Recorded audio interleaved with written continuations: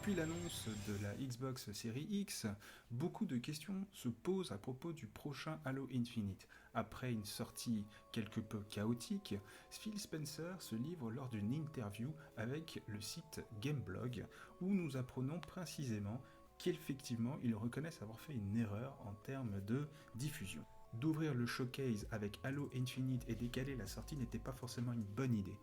Il explique également aussi que, après l'émotion que la présentation de Halo Infinite a suscité chez les joueurs, qu'il ne prend pas à la légère, bien entendu, tous ces retours qui n'ont pas été forcément positifs.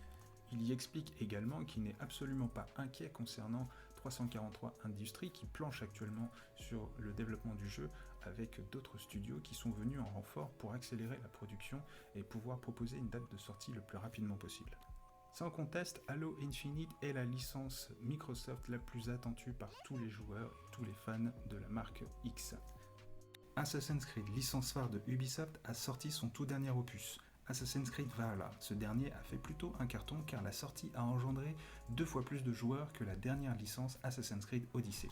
Assassin's Creed Valhalla sera l'un des tout premiers opus de la série à être optimisé sur Xbox One et Xbox Series X. Avec Assassin's Creed Valhalla, Ubisoft a plutôt bien réussi son pari et son lancement.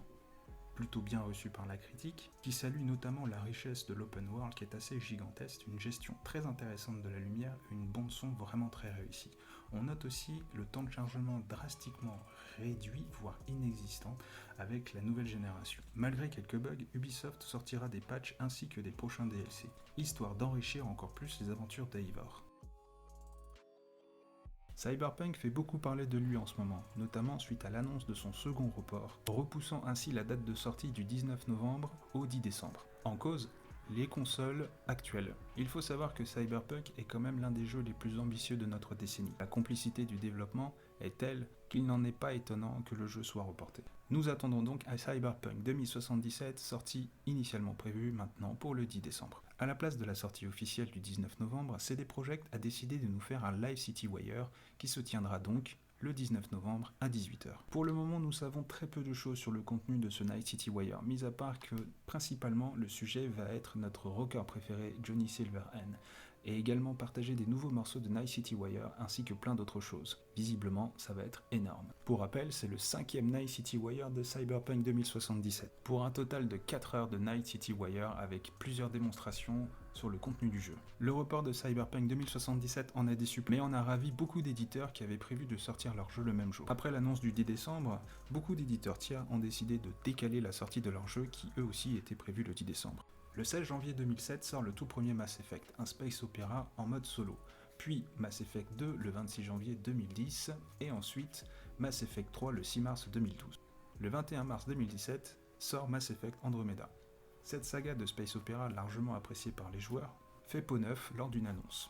En effet, la trilogie Mass Effect, dite Mass Effect Legendary Edition, aura un remaster complet du 1, 2 et 3, disponible sur les nouvelles consoles et les PC. Pour tous les joueurs qui ne connaissent pas encore la série des Mass Effect, c'est l'occasion idéale pour connaître la série en partant du début. Si vous êtes équipé d'une Xbox Series X et une Xbox Series X, vous pourrez bénéficier des textures en Ultra HD et 4K pour la série X. Sachez également que cette Legendary Edition sera accompagnée de tout son contenu solo, armure, armes, pack promotionnel, et d'une optimisation pour les nouvelles consoles. Pour les possesseurs de la trilogie de Mass Effect, il n'a encore pas été informé s'ils bénéficieraient ou non d'une update. Si cela n'est pas le cas, il vous faudra donc racheter le pack Legendary qui sortira aux alentours du printemps 2020. Merci d'avoir regardé cette toute première vidéo du Xbox News. N'hésitez pas à nous soutenir en cliquant sur la cloche et sur le petit pouce bleu. Abonnez-vous également au groupe Xbox France sur Facebook. Vous êtes de plus en plus nombreux, on approche des 20 000 personnes et ça c'est génial.